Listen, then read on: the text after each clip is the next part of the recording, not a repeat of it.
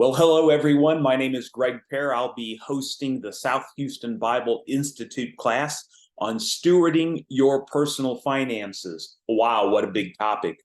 Some of you who were able to be on the call live for our first class, if you're watching this again, you'll notice that some of the interaction is missing. For those of you watching for the first time, when we tried to record the first original class, there was an issue with the recording. So I wanted to come back and give you the details and the material so that you would have something to watch as a week one part of the class. It'll be just without the comments and without some of the questions and answers. And it was really a lively discussion. So for those of you who missed, sorry you missed, we invite you to be with us every Thursday night at 7 p.m. live on your Zoom link. And so I want to go ahead and get started stewarding your personal finances.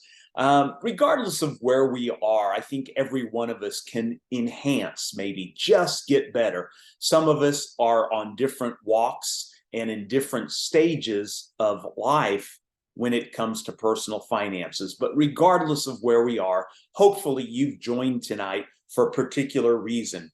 And when I threw that question out to the class, hey, what triggered you to push the button? Why here? Why now?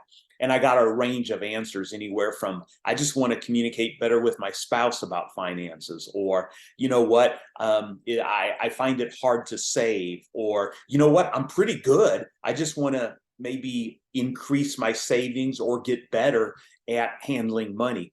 And some people said, you know what, I want to be a better steward so that I can teach others how to be a better steward. And those are all great reasons. If you think about it, those are emotional reasons. I call those your emotional why. Why did you sign up? And more importantly, if we continue to revisit our why, maybe that'll cause us to take some action if we need to change some things when it comes to personal finances. And so this first session, what we're going to cover, we covered obviously attendance, and we did introductions. And again, we've got about 26 people signed up for class. We had about 10 or 11 on interacting throughout the evening. And again, just all walks of life and all reasons for joining, like I previously mentioned. We also had Justin Bennett, one of the guest instructors, on for a brief time, and we have a video from him that I'm going to be sharing with you here in just a little bit. But I'll be your head coach, so to speak, or your quarterback. And what I've done is I've put together about 4 other people to help share some of their expertises when it comes to personal finances. And you'll hear a lot of references to Dave Ramsey. Dave Ramsey is one of the leading experts on personal finance. So 3 of us instructors were actually taught by Dave anywhere from 4 to 13 years ago about how to go about, helping people with personal finances. Because when you say the word personal finances, it is very personal. So we enjoyed those introductions. We'll take a look at the course outline. That's a syllabus. All of you should have that. That was emailed to you probably at least twice, possibly 3 times. We're going to talk tonight about your money language. And your money language, that was part of the questionnaire that I asked you to fill out online. When you start diving into your money language, we all have behaviors when it comes to finances. So the $1 million question is, where do those behaviors come from? If we can know, love, and appreciate who we are when it comes to, well, why am I a spender? Why am I a saver? Why do I live for the moment? Why do I worry about money? Why can't I talk about money? Why do I like clothes? When we start diving into some of those things and understand and love and appreciate, notice I didn't say beat ourselves up. If we can just gain that knowledge, then maybe we can understand and move on to making some small tweaks if we truly want to enhance our personal finances. Obviously, there won't be questions on this pre-recorded, but we did have some of the questions. So my name, like I said, I'm Greg Pare. My adventure with money started when I had my paper out at age 9. I walked in, first day on the paper out, woo, Mom, $20. She's like, give me 10. And I'm like, what's that for? Yes, ma'am. She said, you haven't paid the paper man yet. You owe him $10 for those papers. Oh, okay, that makes sense. Here's $10. And then I had 10 left. And then she pulled out a piggy bank and stuck it on the microwave and said, give me five. And I kind of started crying. I'm like, what do you mean? You know, I made this money. I have to now give you five. And she put it in the piggy bank. And I said, what's that for? And she said, that's for future. That's called savings. And then I looked at this five and I'm like, well, what am I supposed to do with it? You know, and she said, well, you're going to give some of it away. And then the rest you're going to spend on anything you want. So I was like, okay, I get some money to spend on what I want. But some money, I didn't spend the whole 20 like some impulsive spenders do. I set five aside like some savers and planners do. And I bought some things for myself. So at a very young age, what did my mother teach me about money? Well, first of all, you don't get into debt, you know, and debt is a very well marketed product in our society.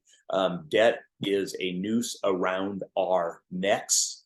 And so we'll talk more about debt, how we get out of debt, the detriments of debt. And so she taught me, don't be in debt. You owe the paper man $10. Then she taught me what? Take five of that 10 and save half. And then spend the rest on yourself. So guess what? As an adult, kind of my money language is a little bit of a saver. And right, wrong, or indifferent, it's what I was taught. I would like to think that my parents taught me very, very good money habits, because then at age 21, my dad showed me mutual funds and investments. And from putting in money into investments at a very young age, I was able to retire early, about 55 or so. In the meantime, I built and sold a multi-million-dollar technology company, kind of self-taught electrical engineer kind of guy. And I sold that about 20 years ago, and then started coaching others on how to run your lifestyle and how to run businesses, and more importantly, your family households, how to do that debt-free. And so that's when I kind of hooked up with the Ramsey organization, loved Dave's principles and teachings, and so had my own consulting and coaching business. And been married, of course, to my wonderful wife for 32 years. And again, after I sold my technology company, I retired full-time from speaking, coaching, and teaching others. So here I am back in the saddle. I love talking about personal finances. Why did you sign up? Who is this for? You know, maybe you will need some help achieving financial goals. We want you to understand where that money behavior comes from. Why are you a saver? Why are you a spender? You heard my story. We heard some other stories I'll share here in just a little bit. And we want you to experience some freedom in budgeting. Budgeting for a lot of people is a terrible word. And when you say budget, you think it's like a noose around your neck. It's just the opposite. If you do it properly, it is so freeing. And also, obviously, there's always the future. We've got to prepare for the future. We're going to teach you how to set realistic financial benchmarks, how to predict your financial future. I'm going to predict your financial future. Every single one of you who are watching this, I'll be able to predict your spending patterns here in just a minute. Again, understand your money language. And then if we understand, know, love, and appreciate, are we willing to make some changes in order to improve? And so as far as the syllabus, what we're going to be covering over the course of these 10 weeks, tonight we'll talk about your money language. I promise we'll get there. Next week, Josh Hendricks is going to teach us about the Bible and money and all the references that the Bible makes about money. We want, in all walks of life, to make sure that we are handling money God's way. Justin Bennett, again, one of the premier financial coaches in the country, is going to be with us for weeks 3 and 4. He is going to teach us budgeting and planning for emergencies and how to tackle debt. What are the correct steps? What are the procedures for tackling debt? We're going to talk about kids, spouses, singles, and money. Byron Stickney is going to help us with that lesson. We'll be doing 101 money saving tips. That'll be fun. I'm going to ask you to bring some of your best money saving tips to class, so be thinking about those. How do we be a smart consumer? Where can we find some extra money in our monthly budget? Coach Kelly Lytle, another recognized Ramsey coach from around the country, is going to be teaching that particular class. We'll talk about the credit score and ID theft. And then we're going to talk about understanding investing. I almost called that investing for beginners, but some of you are investing. Maybe you're having some payroll deduction going into retirement, but do we truly understand where it's going? We'll dive into that. And then finally, we're going to talk about the birds and bees of finances from a family perspective. How do we talk to our adult parents? Some of us are aging and we've got to let our older kids know. Do we talk to them? Is it none of their business? Do we share? Do they know where our wills are? And some of us are in the 30, 40, 50-year-old range, myself. And how do I approach mom, or how do I approach mom and dad to say, you know what, if I don't understand some of this stuff when you pass, I'm going to be left a big mess. So can we sit down and talk about it? How do you start those conversations? And that's going to be a really great class. I've got a workbook for you guys on that one. Just so you can keep track. Do you know where mom and dad keep their safety deposit box key? Do you know some of their online passwords? How do we begin some of those conversations? General observations about money. There are a ton. Again, my good buddy Justin Bennett pre-recorded a little video for us, and so he has been coaching for about the same time. We coached for 13, 14 years together. And so he is just getting ready to come out with a book. And this little sneak peek, if you will, is what he put together. And through lots of coffee and lots of talking, we're like, did you ever notice that do your clients do this? My clients do that? Do your clients? And so he did it a whole lot better than I just talked about it. He eloquently put into words with this diagram. It's going to be a chapter or two in his book, but let's start with just a few general observations about money and how we handle our money. This is from Justin Bennett. He'll be with us weeks 3 and 4. Hey, South Houston Bible Institute, Justin Bennett here, one of the speakers and presenters during your 10-week course on finances. And Greg Pare wanted me to share with you something that's coming out of my book next year, How to Go from Failure to Freedom with Your Finances. And not that you're a failure, but a lot of people feel like they're failing with their finances. And I want to walk you through these 5 phases we go through, and we'll talk about these during our time together. The first one is awareness. The first thing we have to do is become aware of our financial situation. What do we really bring home for an income? What are we really spending? What's in our bank accounts? How much debt do we have? What do we have in investments? And the more awareness that you have, you gain clarity.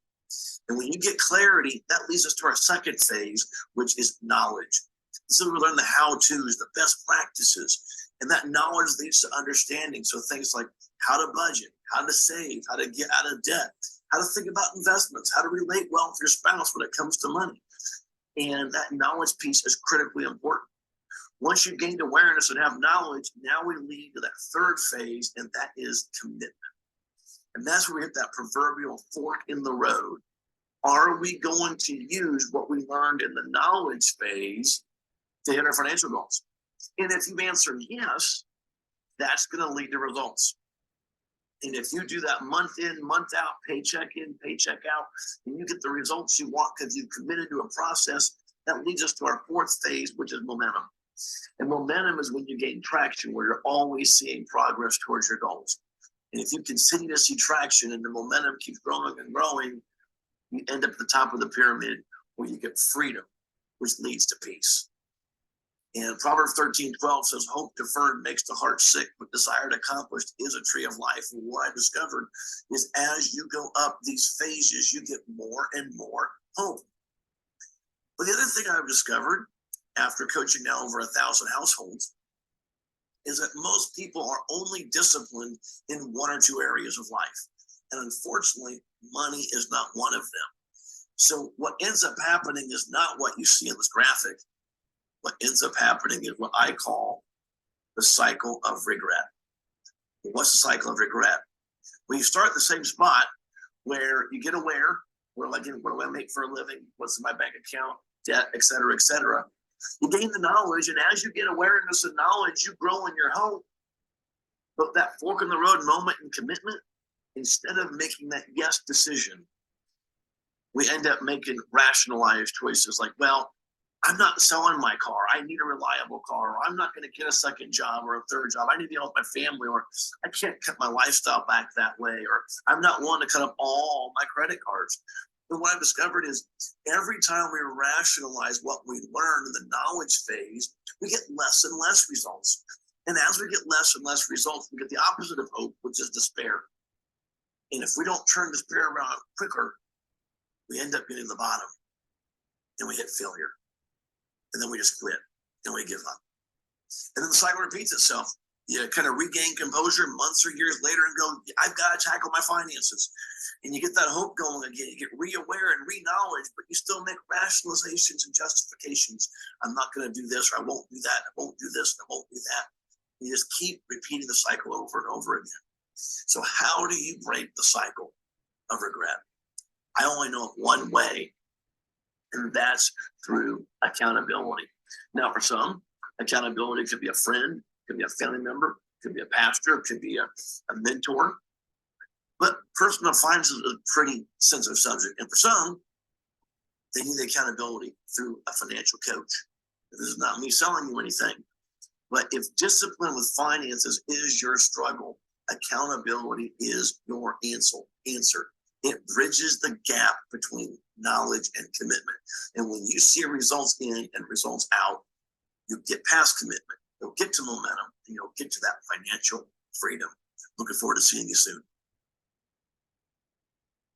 All right, thanks, Justin. And so, he said a key word, accountability, and that's, going back to, again, the fact that this is just a recording without fellow classmates and students. When I said, why are you here? I need accountability. So, and a lot of times singles, we have some singles in the class, which is awesome.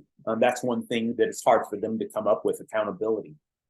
If you're a married person and you guys don't communicate with finances, is there an accountability partner there? And so that's if nothing else, take a look at this 10 weeks and we will help hopefully hold you accountable. Again, Justin talked about that fork in the road. Are you willing to make some changes? A lot of people, when it comes to personal finances, this particular picture and graphic, what I say is, are we trying to play every instrument in the band at the same time? So if I said, okay, I'm going to pick up the drums for an hour, then I'm going to go to the cello for an hour, then the trumpet for an hour, then the saxophone for an hour, I probably wouldn't be very good. But if I said, you know what, I'm going to focus on the drums for this 10 weeks, maybe I'll get decent at drums before moving on. And when it comes to cleaning up, walking through, improving upon, enhancing personal finances, we need to focus in several areas. One of those areas of focus is budgeting. We're going to talk about budgeting. We're going to talk about tackling debt. And so some of us, oh my gosh, I'm all over the place. I'm trying to pay a little extra on the car, a little extra on the house, and then a kid's birthday party unexpectedly comes up and I've got a roof repair and my dog is sick and got to go to the vet. We're just all over the place and not really focusing on one particular area. And so we're going to teach you a little bit about how to focus. I talked about being able to predict your financial future. Okay, here we go. Obviously, I threw this out to class last night, and everyone said, "Oh, that's a heartbeat. That's a what is it called? I'm not a medical person. An EKG strip or whatever." And I said, "Yes, that's what a picture is. But you know what else it also represents? It also represents a lot of monthly spending." And so these are simply the 12 months of the year. Oh my gosh, we had a big Christmas. I overdid it again. Here comes the credit card bill in January. Oh, man, I barely made that payment. Here comes February down here. I'm not going to spend as much, man. I'm going to eat cardboard for all of February. And then, okay, kind of we lose some of that intensity and focus, or maybe we do good April. And then all of a sudden, oh my goodness, it's May, it's Mother's Day, it's birthday parties, it's some of these types of things. And we go up and down and up and down.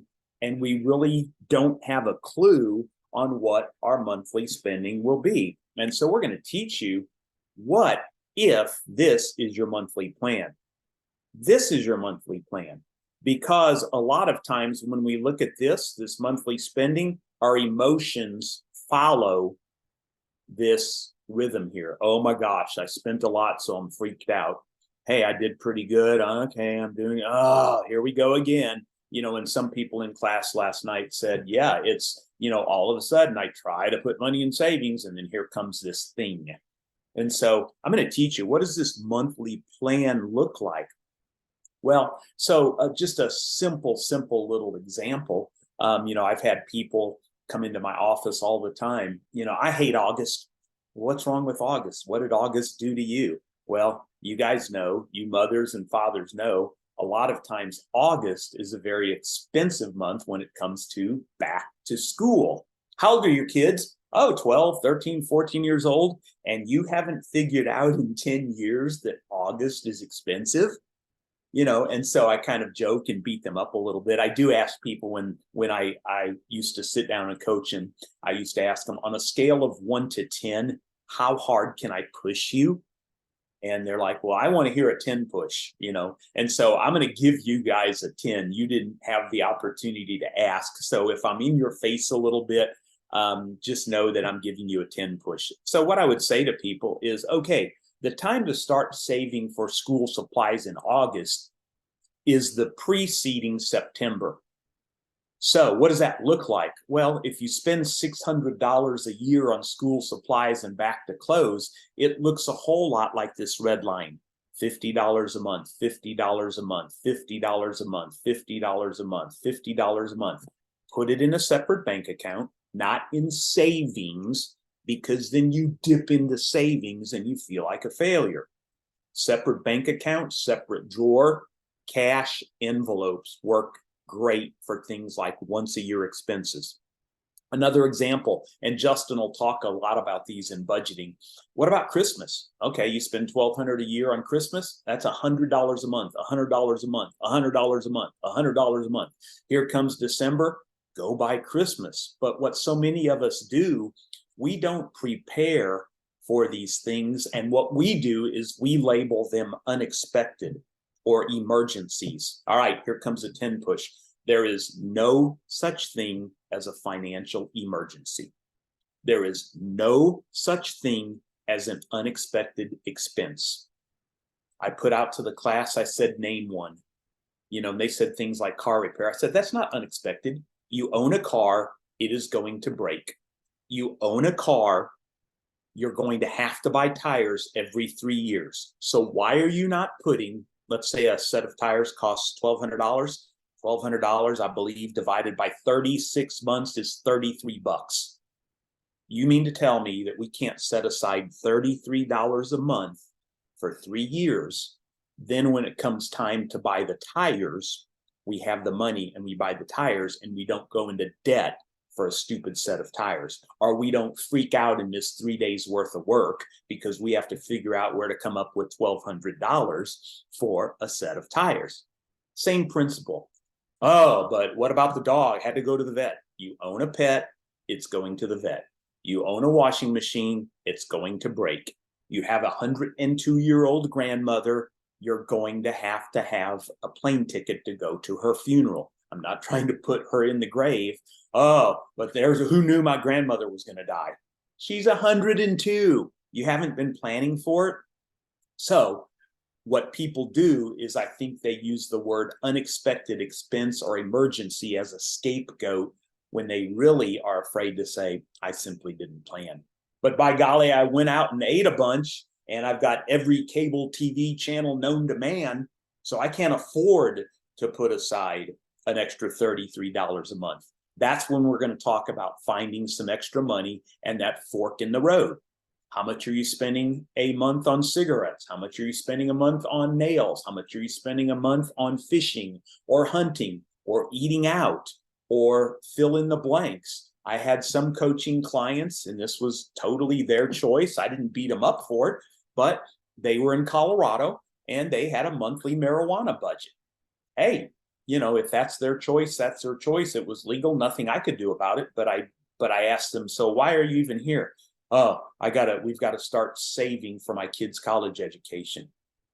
Okay. Are you willing to give up the marijuana in order to find a little bit of extra money to put in your kids' college fund? Oh man, Greg, you're tough. Well, you told me I could push you as a 10, but that's where we get into, if you're why are you here? If that's strong enough, are we willing to make some changes in that fork in the road that Justin talked about?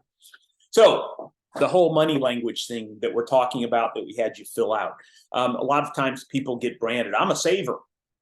You heard my story. I was able to begin saving at a young age, still a saver as an adult. Thank goodness. Thank you, mom and dad. Spender. And a lot of times if we're married, sometimes opposites attract, right? And then the husbands and wives or friends, if for you singles, you're going to get beat up. Well, all you do is spend your money. Well, where did that come from? I had a couple come into my office several years ago. The wife was kind of drug in by the husband. She didn't think there was anything wrong with their personal finances, even though they were thousands in debt and had nothing in retirement. They sat down and, why are you guys here? I mean, literally the first sentence or two out of the husband's mouth was, we make good money and all my wife does is go out to eat. We go out to eat and she spends $2,000-$3,000 a month on eating out. And so all she does is spend on eating out and clothes. Okay. So I just said, hang on a second before we beat each other up. If I asked my wife or your wife the same questions, I'm sure she would have some things too, calling you a tightwad or whatever, or no fun.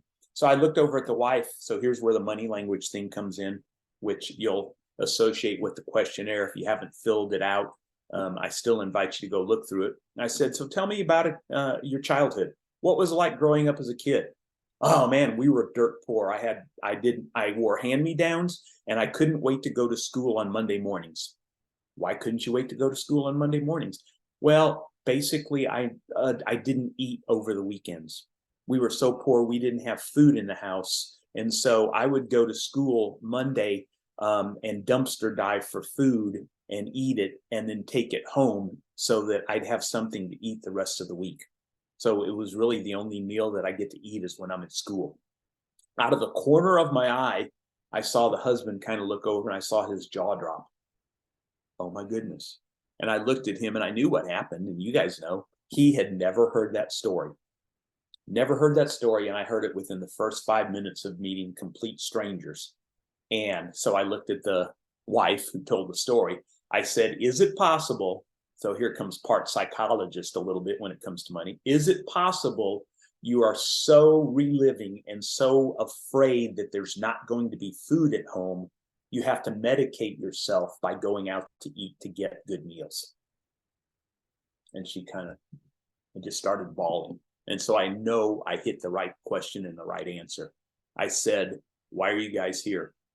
Other than you being drugged here, she said, we need to improve financially. Now that you know, love, and appreciate where you're coming from, are you willing to make some changes? And she said yes. Now, they didn't go from $3,000 a month to $500 a month on the restaurant budget, but over time, we started lowering that number. And the next thing you know, they're able to get caught up on bills, put money in savings, save for college, get out of debt. And so that's one example of, if we can know, love, and appreciate. Notice I didn't say beat up. And so many times we beat ourselves up based on where our spending habits are without really knowing and appreciating where they come from. Now, some of them are good. I will judge that. I'll say some are good habits, some are bad habits, but I'm not going to beat you up. I'm going to understand where they came from, I hope. And then, are you willing to make some changes? That's only something that you can answer. And so again, that fork in the road moment. Some of us are a planner. I'm a giver. Where'd you learn how to give? Well, dad made a lot of money and he gave it all away to the point where we were poor. So I don't like to give. Or, oh yeah, mom was a giver or dad was a giver, so I like to be a giver. Okay, cool. We'll teach you how to give. I'm impulsive. What does that mean? Well, mom or dad, every time they got a paycheck, it was gone in the first day on bills and groceries and clothes and other stuff. And then, we didn't have any money the rest of the month. So where'd you learn that behavior? Oh, okay, that makes sense. Or I was poor, so every time I got a little bit of money, I spent it. Again, not right or wrong per se, just understanding where we're coming from. I'm a worrier. Why are you a worrier? Oh, mom and dad argued about money all the time. Yeah, so it's a sensitive subject. I don't even like to talk about it. I just live for today. There'll be more. Okay, or tightwad. And so these are some of those money languages that we call ourselves. And a lot of times we pit ourselves against this money language, or spouses pit themselves against each other. So, and we beat ourselves up. No more beating ourselves up from this point forward. Know, love, and appreciate your money language, your money personality. Are you willing to change? Do you need to change? But understand it rather than beat ourselves up about it. So the form that we talked about, we're going to go ahead and go over that form. If you haven't filled it out, it is not too late. Please jump over. Again, the link is in your email. And I asked you guys, hey, what did I learn as a kid from family members about money? Dig deep into the memory banks. As a child, I heard no on a regular basis. So therefore, as an adult, I hear that a lot. Did you get what you wanted as a kid growing up? No, all I heard was no, no, no, no, no. You can't have that. No, no, no. Oh, I'm an adult now making a little money. I'm going to show you, mom and dad. Yes, yes, yes, yes, yes. And I spend freely. Or I heard no. So, I kind of got in trouble if I tried to ask for stuff, if I, heard no a bunch. So I really don't like spending money. I've got this fear of spending money because I'm hearing that little voice in my head, no, no, no, no. And so again, is there a right or wrong? There's not a right or wrong on how you learned it. Are we willing to change? Do we need to make some changes? I knew better than to ask.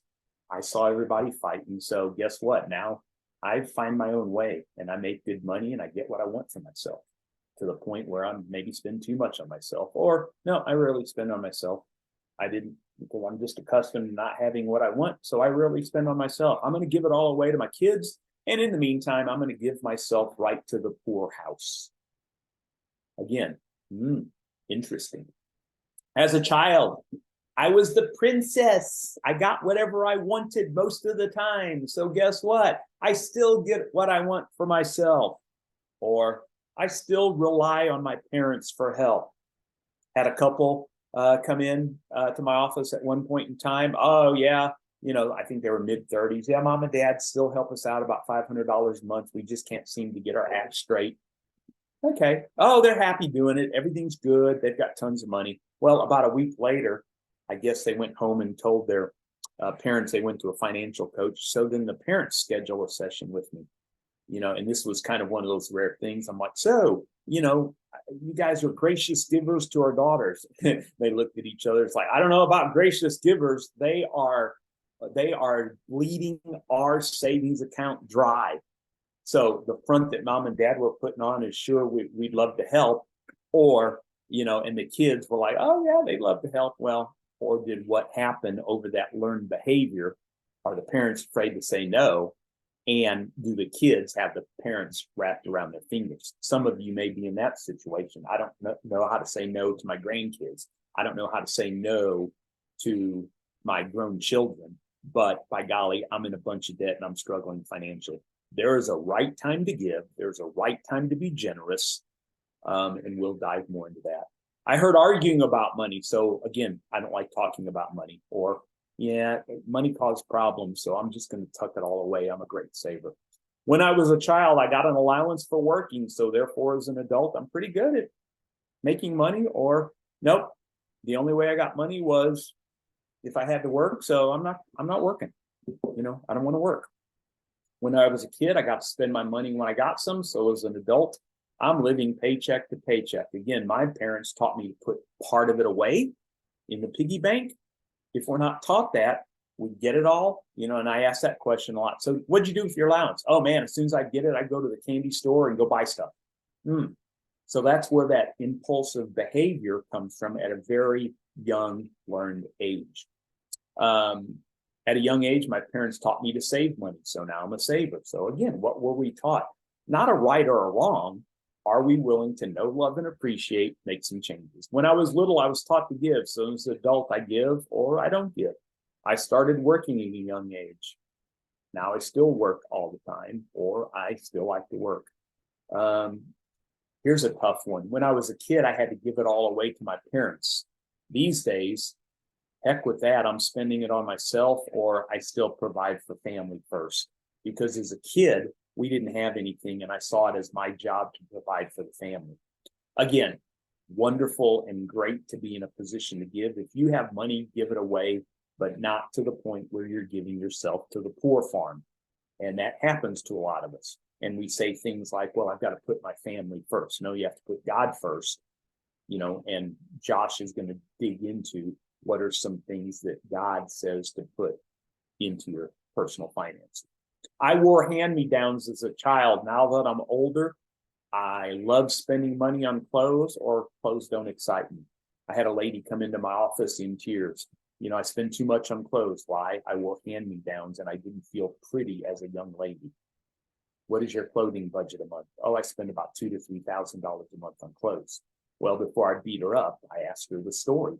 What was it like growing up? Hand-me-downs. And a lot of times stuff didn't fit. So you can't beat her up for wanting to look nice and have nice clothes, but you've got to make that connection. And then emotionally, why are you here financially? I'm in debt. Are you willing to cut down on clothes spending so we have some extra money to put away for Christmas and emergencies and get out of debt? Okay, that makes sense. And as simple as it sounds, sometimes we can't make the emotional connection. My parents didn't discuss money when I was younger, therefore I have no clue about money management. I get that a lot too. Oh, that was talked about behind closed doors. We didn't really, learn about money. I didn't discuss much and I love learning about money. I remember mom managing the money, so as an adult, female should do that. I remember dad handling the bills, so males should do that. Growing up, mom was a saver, now I'm a saver. The whole mom, dad, husband, wife, who manages the bills. A lot of times if one spouse does it, I've heard this story, well, yeah, dad would give mom some money, or mom would spend it and we'd go shopping, and she would say things like, keep this a secret from dad. Don't tell him that we spent this money on this. And then so all of a sudden we have two adults who are keeping secrets from each other when it comes to personal finances. And in today's society, it looks like, well, husbands and wives, we're just going to have separate bank accounts. Well, that's two things. Number one, it's selfish. And number two, it's lack of trust in each other. I don't care if you have a clothing budget. I don't care if you have a hunting budget. Can we agree on it? One checking account, everything comes out of it. I'm going to set aside $100 a month for my hunting trip. I'm going to set $100 a month for my nails or clothes or whatever. And if we talk about it and agree on it, no problem. The problem is when I go spend $126 on my hunting trip instead of $100. And so a lot of times why we have separate accounts or why we don't talk about it is, number one, selfish. I'm not going to give up my stuff, or I'm going to keep secrets, and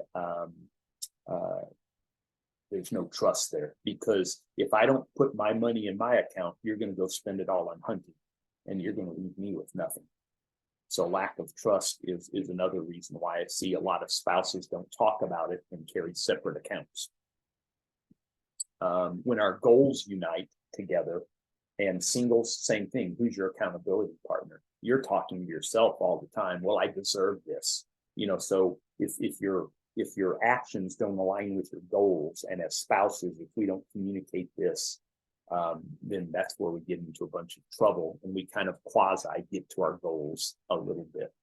But focused intensity over time, we can reach some goals. Dad was a giver when I was young. Again, most of this is some of the same. Mom was an impulsive spender. That's why I learned it. I'm an impulsive spender. Or nope, I saw her run out of money and create issues, so I've learned to save. Typically, it seems like we are either 100% aligned with some of the habits we learned or 100% opposed to the habits we've learned. And sometimes we're opposed to one because we saw parents arguing about money. So therefore, I'm going to learn about money. That's an opposition. Or I saw parents learn about money. So therefore, I don't like to deal with money. It seems like, one or the other. You either learned something and said, nope, I'm going to do it the other way. Or you're like, that's what I learned and that's the way it's going to be. So a couple of things here. Mom or dad had drinking problems. So as an adult, I don't trust males with money, or I don't trust females with money, because observations of dad bringing home a paycheck, being drunk all the time, spending all the money, and then mom not having grocery money. So I don't trust males with money.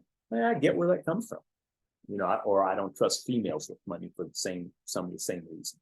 Dad left when I was a child, so I don't like to rely on others, or I want to be the provider. Dad left, I want to be the dad, or I want to be the mom. And again, sometimes we do that to one extreme or another. And just for fun, are you the oldest, youngest, middle, only child? So if you haven't, I do encourage you to fill that out. And again, know, love, and appreciate what your money language is. So as we go through this, we're going to say that failure is really not an option. And a lot of times we have roadblocks. Several things get in our way as far as taking time to work on our finances. So proud of you guys for jumping on this class for 10 weeks. Hopefully this will be able to help you a little bit. But we're going to say time out. We're going to make finances a priority. Hopefully that's why you're here. And, some of the things that I've heard in the past, as far as not being able to make it a priority, and some of the eye-opening phrases, man, we make good money. I wonder where it all goes. Well, if you're not taking 5 to 10 minutes a month to do a budget and understand where your money goes, we're going to show you how to do that. I look at my savings account. I'm really frustrated what I have to show for my hard work. Or here we go. I get it up a little bit, and then I have to dip in for an unplanned expense, unexpected expense. There is no such thing as an unplanned expense. There is no such thing as an unplanned expense. Well, what about dog going to the vet? Again, we talked about all those. I'm going to teach you how to plan for some of those. And then when we put it in our savings account, we pull it out. It's like a stab in the heart. I feel like a failure because I have to pull some money out. Well, that's easy. How about if we have a working account, a savings account, and a checking account? So we're calling it the wrong thing for starters. Why put money into savings every month? No, you don't. Because by the end of the month, the third week, based on your checkbook balance, you pull some out to cover for some stuff. So quit lying to yourself and saying, I'm saving a little bit of money every month. How about if we have a savings account? Savings, that's for future stuff. It's not for when somebody gets sick. The working account, emergencies and Christmas and things that are going to happen once a year, the car tires. Are we disciplined enough to stay out of those two accounts? We can if we become aware of a monthly budget. We're going to show you how to do that in a short amount of time. I've tried it again and again, but fail when those unexpected expenses pop up. Have I mentioned this? There are no such thing as unexpected expenses. I'm tired of fighting with my spouse or myself when it comes to money decisions, and then we don't communicate at all. I don't know how to make money decisions. That's some of that accountability that Justin was talking about. I've no help, no accountability. Please help, help, help. We'll talk more about that. I feel like we're stuck. It's kind of just a rut in our current financial situation. Then we get afraid to talk about it. Or when we do talk about it, we go to some financial guru, so to speak, and he starts talking all this gobbledygook, and we get complicated answers, or we get incomplete answers. Okay, well, Greg said to do a budget, but he's not going to show us how to do a budget. Wrong. We're going to show you exactly how to do a budget.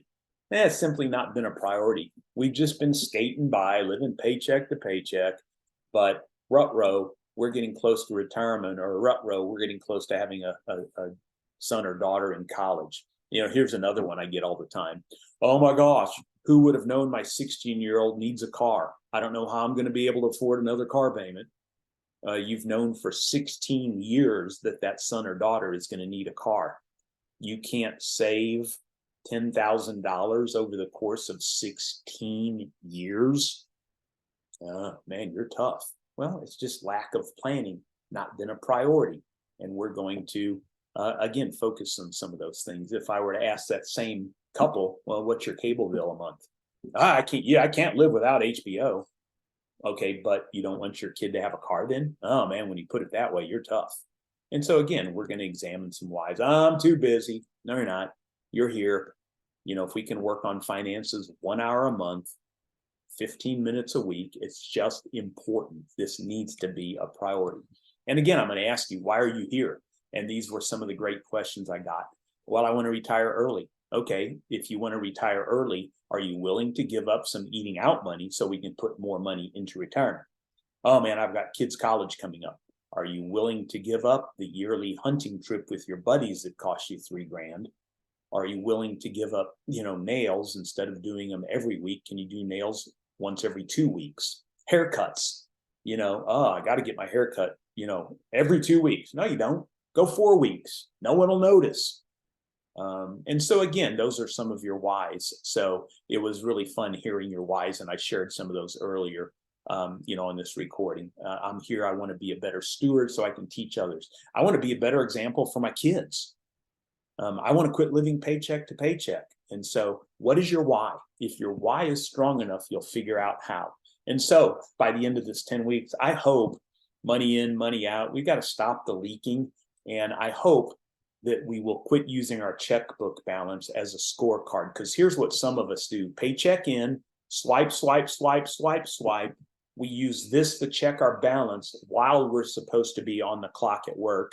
Let me see. Hold on. Can I go out to eat tonight? Yeah. I can go out to eat tonight. My balance is good. And we check this every single day. Spend, spend, spend. And then whether or not you're talking to yourself or whether or not you're managing the finances at your house, somebody says about 2 or 3 days before payday, attention, stop all swiping, stop all spending. I don't get paid for 2 or 3 days. You're using your checkbook balance as a scorecard to how you're doing financially. And then all of a sudden in that 2 or 3 days while you're waiting, the battery goes out and you don't have money for a dead car battery. We're going to teach you how to be prepared for those emergencies or those no such thing as unplanned expenses. We're going to teach you how to be prepared for a stupid car battery. Again, $20 a month into a fund that says car repair or battery or tires or Christmas or kids' birthday parties. That's another one. Oh my gosh, it seems like there's a birthday every single month. Great, plan for it. What do you spend a year on birthdays? Mother's Day, Father's Day, birthdays. You'll be surprised when you add it all up. Oh, $1,200. Great. You better be setting aside $100 a month for birthdays and Mother's Day and Father's Day. Maybe I go a little overboard. Yeah, that's for you to decide. Again, never again will we be unprepared for those yearly or expenses.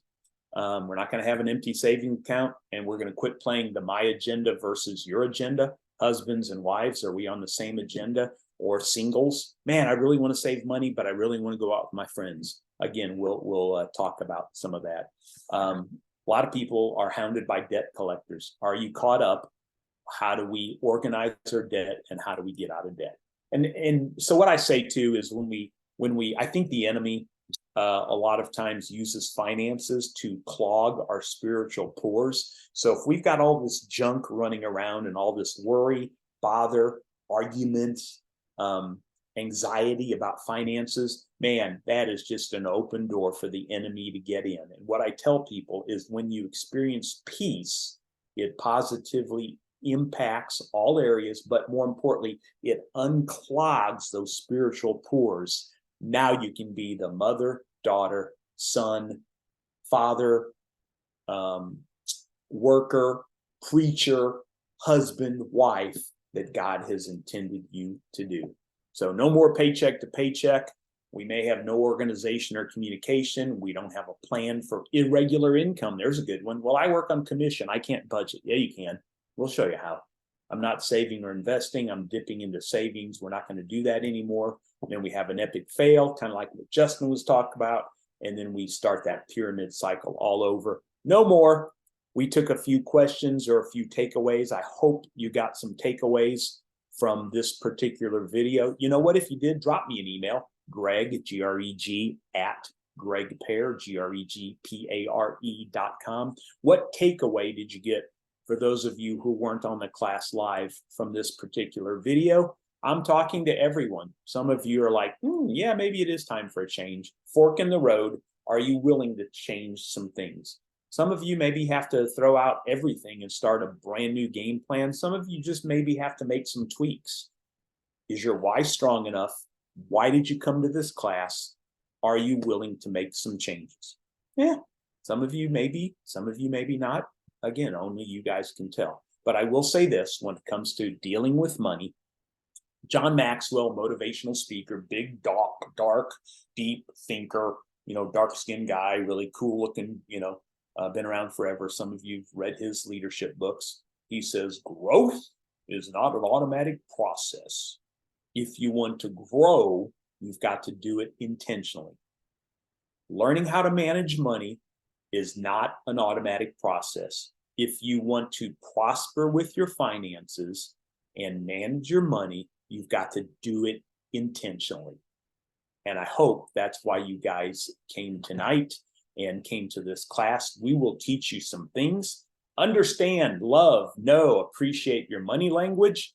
We're going to give you some keys, whether or not you want to turn on the car and run the engine, that's fine. Some of you are going to dip your toe in. Okay. Some of you are going to roll up your sleeves and say, okay, what do we do next? What do we do next? What do we do next? Well, first of all, we're going to learn next week about what God says about our money and the Bible and getting our priorities in order. Josh Hendricks is going to be teaching that. He's a fellow parishioner at Quaker Avenue Church of Christ, where I go to church.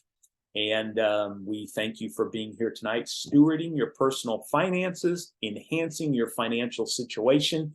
What I will do is I will send you the PDF for Josh's talk next week. If you will, it's got the Bible verses on it. You might want to just simply peruse those Bible verses.